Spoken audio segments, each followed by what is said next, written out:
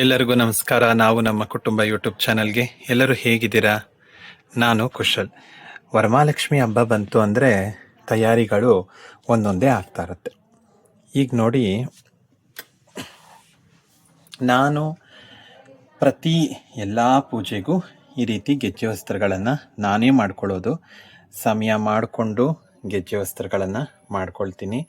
ಈ ರೀತಿ ಹತ್ತಿಯಿಂದ ಈ ಗೆಜ್ಜೆ ವಸ್ತ್ರವನ್ನೆಲ್ಲ ಮಾಡಿ, ಅದಾದಮೇಲೆ ಇದಕ್ಕೆ ಈ ರೀತಿಯಾಗಿ ನಮ್ಗೆ ಅರಿಶಿನ ಬೇಕೋ ಇಲ್ಲ ಕುಂಕುಮ ಬೇಕೋ ಯಾವ್ದು ಬೇಕೋ ಹಚ್ಕೊಳ್ಬೋದು. ಹಾಗೆ ಈ ರೀತಿ ಬತ್ತಿಗಳನ್ನು ಕೂಡ ನಾನೇ ಕೈಯಾರೆ ಮಾಡಿ ಇಟ್ಕೊಂಡ್ಬಿಡ್ತೀನಿ.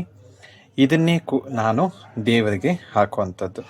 ಇದಾದ ಮೇಲೆ ಈಗ ಹೂವು ಕಟ್ಟೋಕ್ಕೆ ಮಲ್ಲಿಗೆ ಹೂವು ತುಂಬ ರೇಟು ಮಾರ್ಕೆಟ್ನಲ್ಲೆಲ್ಲ. ವರಮಹಾಲಕ್ಷ್ಮಿಗಂತೂ ಮಾತಾಡ್ಸೋಕ್ಕೆ ಆಗ್ತಿಲ್ಲ. ಈಗ ಈ ಮಲ್ಲಿಗೆ ಹೂವು ಕಟ್ಟಿ ಇವತ್ತಿಟ್ಟರೆ ಶುಕ್ರವಾರಕ್ಕೆ ಆಗತ್ತೆ. ಇನ್ನು ಯಾವ್ಯಾವ ಹೂವು ತೊಗೊಂಡಿದ್ದೀನಿ ಮತ್ತು ಹಾರ ಏನಾಗ್ತೀನಿ, ಈ ವರ್ಷ ನಮಗೇನು ಹಬ್ಬ ಇಲ್ಲ, ಆದರೂ ಕೂಡ ನಮ್ಮ ಮನೆಯಲ್ಲಿ ನಾವು ಇಟ್ಟಿರುವಂತಹ ದೇವಿ ಸದಾಕಾಲ ಪೂಜೆ ಮಾಡಬೇಕು. ಆದ್ದರಿಂದ ವರಮಹಾಲಕ್ಷ್ಮಿ ಹಬ್ಬದ ದಿನ ಪೂಜೆ ಮಾಡುವಂಥದ್ದು, ಲಕ್ಷ್ಮಿನೇ ಇಟ್ಟು ಪೂಜೆ ಮಾಡೋದ್ರಿಂದ ನಮ್ಮ ಮನೆಯಲ್ಲಿ ಆ ತಾಯಿಯ ಹುಟ್ಟಿದಬ್ಬ ಅಂತ ಹೇಳ್ತೀವಿ. ವರಮಹಾಲಕ್ಷ್ಮಿ ಹಬ್ಬ ಅಂದರೆ ತಾಯಿ ಅವತಾರ ತಾಳಿದಂತಹ ದಿನ ವರಮಹಾಲಕ್ಷ್ಮಿ ಹಬ್ಬದ ದಿನ. ಆದ್ದರಿಂದ ಈ ಅಲಂಕಾರಕ್ಕಾಗಿ ನಾನು ಯಾವ್ಯಾವ ಹೂವು ಯಾವ್ಯಾವ ರೀತಿ ಮಾಲೆ ಮಾಡ್ತೀನಿ ಎಲ್ಲವನ್ನ ತೋರಿಸ್ತೀನಿ. ಮಲ್ಲಿಗೆ ಹೂವು ಹಾರ ಹಾಕಿ ಮತ್ತೆ ಸಿಗೋಣ. ನೋಡಿ, ಈ ರೀತಿಯಾಗಿ ಹಾರ ಮಾಡಿಕೊಂಡೆ. ಹಾಗೆ ನಾವು ಈಗ ನೀಲಾಂಬರನ ಸ್ಫಟಿಕ ಅಂತಲೂ ಕೂಡ ಕರೀತಾರೆ, ಇದನ್ನು ಕೂಡ ಇವಾಗ ಕಟ್ಟಿಸ್ಕೊಳ್ತಾ ಇದ್ದೀನಿ. ಇದರಲ್ಲಿ ತುಂಬ ಕಲರ್ ಬರುತ್ತೆ. ನನಗೆ ಮಾರ್ಕೆಟಲ್ಲಿ ಇದೆರಡು ಕಲರ್ ಸಿಕ್ಕಿದೆ. ಇದನ್ನು ತೊಗೊಂಡು ಬಂದು ಇದು ಹೇಗೆ ಬರ್ತಿದೆ ಅಂತ ಇವಾಗ ತೋರಿಸ್ತಾರೆ. ಈ ಥರ ಜಡೆ ರೀತಿ ಬರ್ತಾ ಇದೆ. ಇದನ್ನು ಹಾಕಿದ ಮೇಲೆ ಮತ್ತೆ ಆ ವಿಡಿಯೋದಲ್ಲಿ ನೀವು ನೋಡ್ಬೋದು ಎಷ್ಟು ಚೆನ್ನಾಗಿ ಕಾಣುತ್ತೆ ಅಂತ. ನೀಲಾಂಬರ ಈ ರೀತಿಯಾಗಿ ಕಾಣಿಸ್ತಾ ಇದೆ. ಯಾವಾಗಲೇ ಯಾವುದೇ ಪೂಜೆ ಮಾಡಬೇಕಾದರೂ ಈ ರೀತಿ ಒಂದು ತಟ್ಟೆಯಲ್ಲಿ ಗಂಧ, ಅರಿಶಿನ, ಕುಂಕುಮ, ಅಕ್ಷತೆಗೆ ಬಟ್ಲು ಇಟ್ಕೊಂಡಿರಬೇಕು. ಅದರಿಂದ ನಾನು ಯಾವಾಗಲೂ ಅಷ್ಟೇ ಇದನ್ನು ಇಟ್ಕೊಂಡಿರ್ತೀನಿ. ಒಂದು ತಟ್ಟೆಯಲ್ಲೇ ಇಟ್ಕೊಂಡಿರಬೇಕು. ದೇವ್ರಿಗೆ ಬಳಸೋದು ಬೇರೆ, ನಾವು ಬಳಸೋವಂಥದ್ದು ಬೇರೆ. ಈ ರೀತಿ ಒಂದೊಂದು ಡಬ್ಬದಲ್ಲಿ ಅರಿಶಿನ ಹಾಕಿ ಇಟ್ಕೊಂಡ್ಬಿಟ್ರೆ ಎಷ್ಟು ಬೇಕೋ ಅಷ್ಟು ಅರಿಶಿನ ಹಾಕ್ಕೊಳ್ಳೋದು. ಹಬ್ಬಗಳಿಗೆ ಮಾತ್ರ ಹೊಸ ಅರಿಶಿನ ಬಳಸ್ಕೊಳ್ಳೋ ಅಂಥದ್ದು ಮಾಡ್ಕೋಬೇಕು.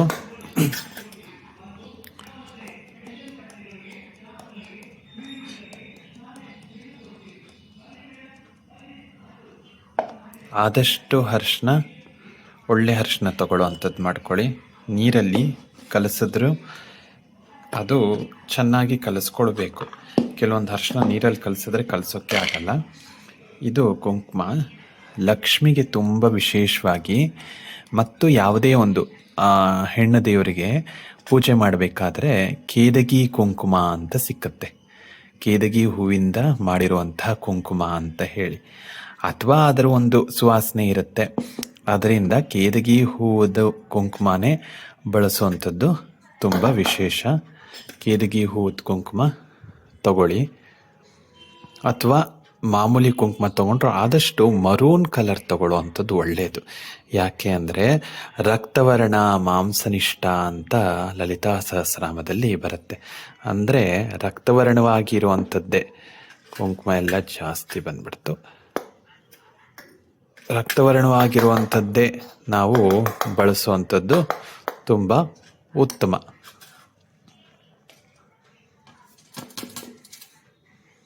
ಈ ರೀತಿ ಕುಂಕುಮ ಚೆಲ್ಲಿದ್ದು ಒಳ್ಳೆಯದೇ ಆಯಿತು. ಕುಂಕುಮ ಚೆಲ್ಲಿದ್ರೆ ಮತ್ತು ಅರಿಶಿನ ಚೆಲ್ಲಿದ್ರೆ ಈ ರೀತಿಯಾಗಿ ಅರಿಶಿನ ಕುಂಕುಮ ಅಭಿವೃದ್ಧಿ ಅಂತ ಹೇಳ್ತೀವಿ. ಯಾವಾಗಲೂ ಅರಿಶಿನ ಚೆಲ್ಲಿದ್ರೆ ಕುಂಕುಮ ಚೆಲ್ಲಿದ್ರೆ ಅಪಶಕನ ಅಂತ ಅನ್ಕೋಬಾರ್ದು. ಅರಿಶಿನ ಕುಂಕುಮ ಚೆಲ್ಲಿದಾಗ ಯಾವಾಗಲೂ ವೃದ್ಧಿ ಆಗುತ್ತೆ ಅಂತ ಹೇಳ್ತೀವಿ. ಅದರಿಂದ ಅರಿಶಿನ ಕುಂಕುಮ ಚೆಲ್ಲಿದ್ರೆ ಒಳ್ಳೆಯದೇ. ಯಾವುದು ಚೆಲ್ಲಬಾರ್ದು ಅಂತ ಹೇಳಿದ್ರೆ, ಅರ್ಚನೆ ಮಾಡಿಸ್ಕೊಂಡು ಪೂಜೆಗೆ ಅರ್ಚನೆ ಮಾಡಿಸ್ಕೊಂಡು ಬಂದಿರ್ತೀವಲ್ಲ, ಆ ರೀತಿಯಾದಂತಹ ಕುಂಕುಮಗಳು ಆದಷ್ಟು ಚೆಲ್ಲೋದು ಒಳ್ಳೆಯದಲ್ಲ ಅಂತ ಅಷ್ಟೆ. ಅದು ಬಿಟ್ಟಾಗಿ ಈ ಒಂದು ಅರಿಶಿನ ಕುಂಕುಮ ಚೆಲ್ಲಿದಷ್ಟು ಹೆಚ್ಚಾಗುತ್ತೆ ಅಂತ ಹೇಳ್ತಾರೆ. ಇನ್ನು ಅಕ್ಷತೆನೂ ಈ ರೀತಿ ಮಾಡಿ ಇಟ್ಕೊಂಡ್ಬಿಟ್ರೆ ಬೇಕಾದಾಗ ಬಳಸ್ಕೋಬೋದು. ಅಕ್ಷತೆಗೆ ಕೆಲವರು ನೀರು ಹಾಕಿ ಮಾಡ್ತಾರೆ, ನೀರು ಹಾಕಿ ಮಾಡಬಾರ್ದು. ಒಂದಿಷ್ಟು ತುಪ್ಪ ಹಾಕಿ ಅರಿಶಿನ ಹಾಕಿ ಅಕ್ಷತೆ ಮಾಡ್ಕೊಳ್ಳೋದು. ಅದೆಲ್ಲ ಹಾಕಾದ್ಮೇಲೆ ಇದು ಟಪ್ಪರ್ವೇರ್ ಬಾಕ್ಸು. ಟಪ್ಪರ್ವೇರಲ್ಲಿ ಹಾಕಿದ್ರಷ್ಟು ಒಳ್ಳೆಯದು, ಏನದು ಹುಳ ಎಲ್ಲ ಬರೋದಿಲ್ಲ ಅಂತ. ಬೇರೆದ್ರಲ್ಲೂ ಹಾಕ್ಕೊಳ್ಬೋದು, ಹಾಕಿಟ್ಕೊಳ್ಬೋದು. ಜಾಸ್ತಿ ಹಾಕಿಟ್ಕೊಂಡ್ರೆ ಈ ರೀತಿ ಜಾಸ್ತಿ ತಂದು ಜಾಸ್ತಿ ಹಾಕಿಟ್ಕೊಂಡ್ಬಿಟ್ರೆ ಯಾವಾಗಲೂ ನಿಮಗೆ ಬೇಕಾದಾಗ ಉಪಯೋಗಿಸ್ಕೊಳ್ಬೋದು. ನಾನು ಗಂಧ ಆಗಲೇ ಹಾಕಿದ್ದೀನಿ. ಈ ಗಂಧ ನೋಡಿ, ಇದು ನೀವು ಧರ್ಮಸ್ಥಳ, ಶೃಂಗೇರಿ ಈ ರೀತಿ ಎಲ್ಲ ಹೋದಾಗ ಅಲ್ಲಿ ನಿಮಗೆ ಸಿಗುತ್ತೆ ಈ ಗಂಧ. ಇದು ತುಂಬ ಅಲ್ಲಿ ನೀವು ನೋಡಿರ್ಬೋದು, ಅಲ್ಲಿ ಇದೇ ರೀತಿ ಗಂಧನೇ ಕೊಡ್ತಾರೆ ನಿಮಗೆ. ಈ ರೀತಿಯಾದಂಥ ಗಂಧನೇ ಕೊಡ್ತಾರೆ. ಈ ರೀತಿಯಾದಂಥ ಗಂಧನೇ ಉಪಯೋಗಿಸ್ಕೊಳ್ಳುವಂಥದ್ದು ಒಳ್ಳೆಯದು. ಇನ್ನೂ ಇದು ದೇವ್ರಿಗೆ ಬಳಸುವಂಥದ್ದು. ನಾನು ಇದಕ್ಕೆ ಹಾಕಲೇ ಇಲ್ಲ, ಇದಕ್ಕೆ ಹಾಕಿಡ್ತೀನಿ. ಇದು ಕೂಡ ಬಂದವರಿಗೆ ಕೊಡುವಂಥದ್ದು. ಬಂದವ್ರಿಗೆ ಕೊಡುವಂಥದ್ದೇ ಬೇರೆ ಒಂದು ತಟ್ಟೆಯಲ್ಲಿ ಇಟ್ಕೊಳ್ಳೋವಂಥದ್ದು. ಬಂದವ್ರಿಗೆ ಕೊಡೋಕ್ಕೆ ಅರಿಶಿನ ಕುಂಕುಮದ 2 ಭರಣಿಗೆ ಅರಿಶಿನ ಕುಂಕುಮ ಹಾಕಿ ಹೂಗುಟ್ಟಿಗೆ ಹೂ ಹಾಕಿಟ್ಕೊಳ್ಳೋವಂಥದ್ದು ಅಷ್ಟೆ. ಈಗ ಇದೆರಡು ತುಂಬಿ ಇದನ್ನು ಹಾಕೋಣ. ಇದಕ್ಕೂ ಕೂಡ ಅರಿಶಿನ ಕುಂಕುಮ ಹಾಕಿಟ್ಕೊಂಡಿದ್ದೀನಿ. ಹಾಗೆ ಆರತಿ ಮಾಡೋಕ್ಕೆ ಈ ರೀತಿಯಾಗಿ ಇದು 5 ಆರತಿ ನಾನು ಮಾಡ್ತೀನಿ. ಅದು ಹಾಗೆ ಏಕಾರತಿ. ಇದನ್ನೇ ನಾನು ದೇವ್ರ ಪೂಜೆಗೆ ಈ ಥರ ವಿಶೇಷ ಇದಾಗಿ ಬಳಸ್ತೀನಿ. ಯಾಕಂದರೆ ಜಾಸ್ತಿ ಎಣ್ಣೆ ಹಾಕಿ ನಾವು ತುಂಬ ಹೊತ್ತು ಉಪಯೋಗಿಸ್ಬೋದು. ಯಾಕಂದರೆ ಏಕಾರತಿಗೆ ನಮಗೆ ಈ ಒಂದು ಅಭಿಷೇಕ ಒಂದೊಂದು ಮಾಡುವಾಗೂ ನಾವು ಒಂದೊಂದು ಆರತಿ ಮಾಡಬೇಕು. ಆವಾಗ ಎಣ್ಣೆ ಖಾಲಿಯಾಗಿ ಆರೋಗುತ್ತೆ. ಆದ್ದರಿಂದ ಇದಲ್ದಂಗೆ ಕೂಡ ಏಕಾರತಿ ಒಂದು ನೋಡಿ, ಇದು ನಿತ್ಯ ಬಳಸೋದು ನಾನು. ಇದು ಸಾಕು, ನಿತ್ಯಕ್ಕೆ ನಾನು ಬೆಳ್ಳಿದು ಉಪಯೋಗಿಸ್ಕೊಳ್ತೀನಿ. ವಿಶೇಷಕ್ಕೆ ಇದು ದೊಡ್ಡದು ಉಪಯೋಗಿಸ್ತೀನಿ, ಯಾಕಂದರೆ ಹಳ್ಳ ದೊಡ್ಡದಿದೆ ಅನ್ನೋ ಒಂದು ಕಾರಣಕ್ಕೆ. ಇದೇನು ಇವತ್ತು ಬಳಸೋಲ್ಲ ಈ ಸತಿ.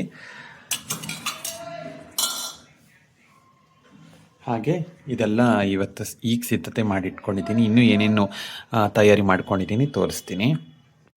ನಾನು ಹೊರಟೆ ಪ್ರತಿ ವರ್ಷ ವರಮಹಾಲಕ್ಷ್ಮಿಗೆ ನಮ್ಮನೆ ಅಲ್ದಂಗೆ ಸುಮಾರು ಜನ ಮನೆಗಳಿಗೆ ವರಮಹಾಲಕ್ಷ್ಮಿ ಸೀರೆಯನ್ನು ತೆಗೆಸ್ಕೊಡೋಕ್ಕೆ ಹೋಗ್ತೀನಿ. ಯಾವುದೇ ರೀತಿಯ ದುಡ್ಡಿನ ಅಪೇಕ್ಷೆ ಪಡೋದಿಲ್ಲ. ಅವ್ರು ಎಷ್ಟು ಕೊಟ್ಟರು ನಾನು ಇಸ್ಕೊಳ್ತೀನಿ. ನೋಡಿ, ಇದರಲ್ಲಿ ಹಾಕಿರುವಂಥ ಒಂದೊಂದು ಮನೆಯ ಸೀರೆಯನ್ನು ನೋಡ್ಬೋದು. ಸ್ವಲ್ಪ ಮಾತ್ರ ನಾನು ಫೋಟೋನ ತಗೊಂಡೆ. ಫೋಟೋ ತೊಗೊಳೋಕ್ಕೂ ಕೂಡ ಮರ್ತೋಯ್ತು, ಯಾಕಂದರೆ ತುಂಬ ಮನೆಗಳಿತ್ತು. ಆದ್ದರಿಂದ ಎಲ್ಲ ತಗೊಂಡು ಕೊನೆಗೆ ನಮ್ಮ ಮನೆಗೆ ಬಂದು ನೋಡಿ, ಇಷ್ಟು ಗಂಟೆಗೆ 3 ಗಂಟೆ ಹತ್ತತ್ರ 2:45ಗೆ ನಾನು ಬಂದು ಸೇರಿ ನಮ್ಮ ಮನೆಗೆಲ್ಲ ಸಿದ್ಧತೆ ಮಾಡ್ಕೊಳ್ತಾ ಇದ್ದೀನಿ. ನಮ್ಮ ಮನೆಯ ವಿಡಿಯೋ ಫೋಟೋ ಎಲ್ಲ ನಾನು ಶಾರ್ಟ್ಸಲ್ಲಿ ಹಾಕಿರ್ತೀನಿ, ನೀವು ನೋಡ್ಕೊಳ್ಬೋದು. ಹಾಗೆಯೇ ನಮ್ಮ ಚಾನೆಲ್ನ ಸಬ್ಸ್ಕ್ರೈಬ್ ಮಾಡ್ಕೊಂಡಿಲ್ಲ ಅಂದರೆ ಸಬ್ಸ್ಕ್ರೈಬ್ ಮಾಡ್ಕೊಳ್ಳಿ, ಲೈಕ್ ಮಾಡಿ, ಶೇರ್ ಮಾಡಿ, ಹಾಗೆ ಕಮೆಂಟ್ ಮಾಡಿ. ಮತ್ತು ನೋಡಿ, ನಾನು ಸೆಗಣಿಯನ್ನು ಅಂದರೆ ನಾಟಿ ಹಸುವಿನ ಸೆಗಣಿಯನ್ನು ಹಾಕಿ ಲಕ್ಷ್ಮಿಯನ್ನು ಇಡುವಂತಹ ಜಾಗದಲ್ಲಿ ಈ ರೀತಿ ನಾನು ಸಾರಿಸ್ಕೊಳ್ತಾ ಇದ್ದೀನಿ. ಲಕ್ಷ್ಮಿಯನ್ನು ನಾವೇನು ಕೂಡಿಸೋದಿಲ್ಲ ಈ ವರ್ಷ. ಆದ್ದರಿಂದ ಲಕ್ಷ್ಮಿಯ ಮುಖವಾಡವನ್ನು ಹಾಗೇ ಇಡಬಾರ್ದು ಅನ್ನೋ ಒಂದು ಕಾರಣಕ್ಕೆ ಈ ರೀತಿಯಾಗಿ ಅಲ್ಲಿ ಪೂಜೆ ಮಾಡ್ಕೊಳ್ಳೋಕ್ಕೆ ಸಿದ್ಧತೆ ಮಾಡ್ಕೊಳ್ತಾ ಇದ್ದೀನಿ. ಆಗಲೇ ತೋರಿಸಿದ್ನಲ್ಲ, ಗೆಜ್ಜೆ ವಸ್ತ್ರಕ್ಕೆಲ್ಲ ಅರಿಶಿನ ಮತ್ತು ಕುಂಕುಮ ಯಾವುದು ಬೇಕೋ ನಮಗೆ ಹಚ್ಕೊಳ್ಬೋದು. ಹಚ್ಚಿಟ್ಕೊಂಡಿದ್ದಾಗಿದೆ. ಇದು ಕೂಡ ಸಿದ್ಧ ಆಗಿದೆ. ಇನ್ನು ಇದನ್ನು ನಾವು ಗೆಜ್ಜೆ ವಸ್ತ್ರ ಎಷ್ಟು ಬೇಕೋ ಗೆಜ್ಜೆಯನ್ನು ಎಣಿಸ್ಕೊಂಡು ನೋಡಿ 32, 16 ಈ ರೀತಿ ನಮಗೆ ಎಷ್ಟು ಬೇಕೋ ಅದನ್ನು ಸಿದ್ಧತೆ ಮಾಡ್ಕೊಳ್ಳೋದು. ಇದು ಲಕ್ಷ್ಮಿಗೆ ಸೇರನ್ನು ಒದಿಸಿ ನಾವು ಮನೆಯೊಳಗೆ ಕರ್ಕೊಂಡು ಬರೋದು. ಆ ವಿಡಿಯೋ ಕೂಡ ಇದೆ, ನೀವು ನೋಡ್ಬೋದು. ಅದಕ್ಕೆ ನಾನು ಸಿದ್ಧತೆ ಮಾಡ್ತಾಯಿದ್ದೀನಿ. ಪುಟ್ಟು ಬೆಲ್ಲದಚ್ಚು, ಪುಟ್ಟು ಸೇರಲ್ಲಿ ಅಕ್ಕಿಯನ್ನು ಹಾಕಿ ಅದಕ್ಕೆ ಅರಿಶಿನ ಕುಂಕುಮ ಎಲ್ಲ ಹಚ್ಚಿ ಸಿದ್ಧತೆ ಮಾಡ್ಕೊಳ್ತಾ ಇದ್ದೀನಿ. ವರಮಹಾಲಕ್ಷ್ಮಿ ಹಬ್ಬಕ್ಕೆ ಬೆಳಗ್ಗೆಯಿಂದ ಸಂಜೆವರೆಗೂ ಮಾಡಿದ್ರೂ ಕೂಡ ಇನ್ನೂ ಸಾಕಾಗೋದೇ ಇಲ್ಲ ಸಮಯ. ತಿಂಗಳಾನ್ಗಟ್ಲೆಯಿಂದ ನಾವು ಶುರು ಮಾಡ್ಕೊಂಡಿರ್ತೀವಿ, ಅದು ಬೇಕು ಇದು ಬೇಕು ಅಂತ. ಆದರೂ ಕೂಡ ವರಮಹಾಲಕ್ಷ್ಮಿ ಹಬ್ಬ ತುಂಬ ಸುಸ್ತಾಗ್ಬಿಡತ್ತೆ ನಾವು ಮಾಡೋ ಅಷ್ಟರಲ್ಲಿ. ಇನ್ನು ನವರಾತ್ರಿ ಅದೆಲ್ಲ ಮಾಡಿಬಿಡ್ಬೋದು ಹೊರ್ತು ವರಮಹಾಲಕ್ಷ್ಮಿ ಹಬ್ಬ ಒಂದು ದಿನಕ್ಕೆ ನಮಗೆ ಸುಸ್ತಾಗ್ಬಿಡತ್ತೆ. ಇನ್ನು ನಮ್ಮ ಮನೆ ದೇವರ ಕಳಸನ ನಾನು ಸಿದ್ಧತೆ ಮಾಡ್ಕೊಳ್ತಾ ಇದ್ದೀನಿ. ಎಲೆ ಈ ರೀತಿಯಾಗಿ ಕೆಲವರು ಇಡ್ತಾರೆ. ನಾನು ಇದನ್ನು ಒಳಗೆ ಹಾಕಿ ಈ ರೀತಿಯಾಗಿ ಇದನ್ನು ರೋಲ್ ಮಾಡಿ ಇಟ್ಕೊಳ್ತೀನಿ. ಒಬ್ಬೊಬ್ಬರು ಒಂದೊಂದು ರೀತಿ ಇಡ್ತಾರೆ. ಆದರೆ ಕಳಸದ ಎಲೆಗಳು ಯಾವಾಗಲೂ ಪ್ಲೈನ್ ಆಗಿರೋದು ಒಳಗೋಗಬೇಕು, ನರಗಳ ಥರ ಇರೋದು ಹೊರಗೆ ಕಾಣಬೇಕು ಅಂತ ಹಿಂದಿನಿಂದ ಇಟ್ಕೊಂಡು ಬಂದಿರೋದು. ಕೆಲವರು ಉಲ್ಟಾನೂ ಇಡುವಂಥವ್ರು ಇರ್ತಾರೆ. ಈ ರೀತಿಯಾಗಿ ಕಳಸಕ್ಕೆ ಇಟ್ಟು ಅದಕ್ಕೆ ಅರಿಶಿನ ಕುಂಕುಮ ಎಲ್ಲ ಹಚ್ಚಿ ಕೆಲವರು ಎಲೆ ಕಳಸ ಇಡ್ತಾರೆ, ಕೆಲವರು ತೆಂಗಿನಕಾಯಿ ಕಳಸನೂ ಇಡ್ತಾರೆ. ದಿನನಿತ್ಯದಲ್ಲಿ ಒಬ್ಬೊಬ್ಬರ ಪದ್ಧತಿ ಒಂದೊಂದು ರೀತಿ. ನಾವು ಈ ರೀತಿಯಾಗಿ ಎಲೆ ಕಳಸನೇ ಇಡೋದರಿಂದ ಇದನ್ನು ಕೂಡ ಸಿದ್ಧತೆ ಮಾಡಿ ಇಟ್ಟಿದ್ದೀನಿ. ಹಾಗೆ ಲಕ್ಷ್ಮಿಯ ಅಕ್ಕಪಕ್ಕ ಇಡೋಕ್ಕೆ ಈ ದೀಪಲಕ್ಷ್ಮಿಯನ್ನು ಕೂಡ ಹಿಂದೆ ಒಂದು 2-3 ದಿನಗಳ ಮುಂಚೆನೇ ನಾನು ಇದಕ್ಕೆ ಸೀರೆಯನ್ನೆಲ್ಲ ಉಡಿಸಿ ರೆಡಿ ಮಾಡಿದ್ದೀನಿ. ಈ ರೀತಿ ಸೀರೆಯನ್ನು ನರಿಗೆ ಹಿಡಿದು ಉಡಿಸಿಲ್ಲ, ಈ ಸರಿ ಕಚ್ಚೆಯನ್ನು ಉಡಿಸಿ ಒಂದು ಬೇರೆ ಬಾರ್ಡ್ರ್ ಕೊಟ್ಟು ಸೆರಗನ್ನು ಹಾಕಿದ್ದೀನಿ. ಇನ್ನು ಕಣ್ಣು ಇದಕ್ಕೆ ಐಲೈನರಿಂದ ಅದನ್ನು ಬರಿಬೇಕು, ಎಲ್ಲ ಬರಿತೀನಿ. ಹಾಗೆ ಸಮಯ ಈಗ 5 ಗಂಟೆ ಆಗೋಯಿತು. ನಾನು ಎಲ್ಲ ಶುಚಿಯಾಗಿ ದೀಪವನ್ನು ಹಚ್ತಾ ಇದ್ದೀನಿ. ಮಡಿ ಮಾಡಿಕೊಂಡು ಸ್ನಾನ ಎಲ್ಲ ಆದ ನಂತರ ದೇವರಿಗೆ 5 ಗಂಟೆಗೆಲ್ಲ ದೀಪ ಹಚ್ಚದೆ ಸುಮಾರು ಮನೆಗಳಿಗೆ ಹೋಗಿ ಸೀರೆ ಉಡಿಸಿದ್ರು ಕೂಡ 5 ಗಂಟೆಗೆ ನಮ್ಮ ಮನೆಗೆ ದೀಪ ಹಚ್ಚಿ ಪ್ರಾರಂಭ ಮಾಡಿದ್ವಿ. ಪೂಜೆಯನ್ನು ಪ್ರಾರಂಭ ಮಾಡ್ತಾಯಿದ್ದೀವಿ. ತುಳಸಿ ಪೂಜೆಯಿಂದ ಪ್ರಾರಂಭ ಮಾಡಿ ಹಾಗೆ ಹೊಸ್ಲನ್ನು ದೇವಿ ಸೇರೋದು ಮನೆಗೆ ಬರ್ತಾ ಇರೋದನ್ನ ನೀವು ನೋಡ್ಬೋದು. ಹಾಗೆ ತಾಯಿಗೆ ಮಹಾಮಂಗಳಾರತಿ ಮಾಡಿ ಒಳಗೆ ಕರ್ಕೊಂಡ್ವಿ. ಇನ್ನು ಮುಂದಿನ ವೀಡಿಯೋಗಳಲ್ಲಿ ಸಾಕಷ್ಟು